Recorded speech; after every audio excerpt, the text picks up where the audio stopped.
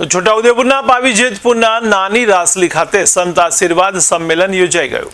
તો જિલ્લા ભાજપ પ્રમુખ ઉમેશ રાઠવા દ્વારા સંત આશીર્વાદ સંમેલનનું આયોજન કરવામાં આવ્યું હતું।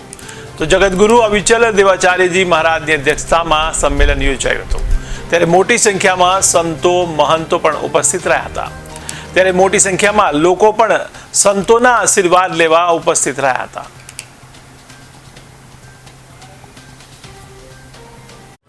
बस संत आशीर्वाद सम्मेलन अमरा छोटाउदेपुर जिला में भारतीय संगठन जिला अध्यक्ष बने अमरा भाई उमेश भाई अने एमना यजमान पदे आ एक सम्मेलन आयोजन थयुं कि संतों आशीर्वाद आ राजनीतिक लोग पण लेता होय छे, कारण के एमने संस्कार छे, ए संस्कृति माटे छे, राष्ट्र माटे छे अने अमे अनुभवी रह्या छीए।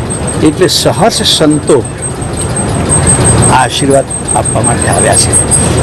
એ પણ મેં મારા પ્રસંગમાં કહ્યું, પહેલાં મેં સાંભળતા હતા કે પહેલી સરકારોમાં કે હુમલો થયો, આતંકવાદી પાકિસ્તાનનો હાથ છે, પણ કોઈ પાકિસ્તાનનો હાથ તોડવાનું કામ નહોતું કરતું।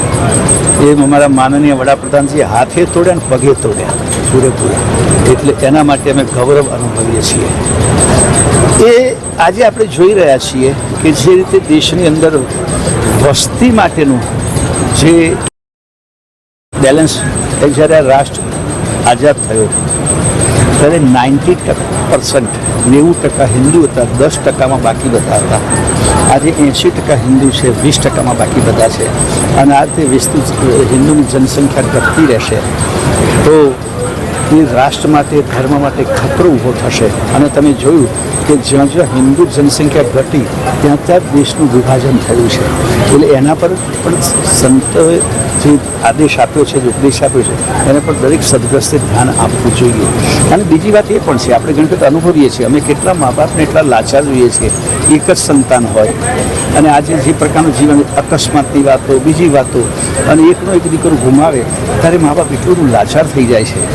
એટલે આ જે શીખ છે એ ખરેખર કુટુંબ માટે ઘાતક છે, અને આના કારણે સંયુક્ત પરિવારની ભાવના પણ નાશ પામી છે। એટલે જે માનસરોવરદાસજી કહ્યું છે એ બહુ જ યોગ્ય છે અને અમે એને અનુમોદન આપીએ છીએ।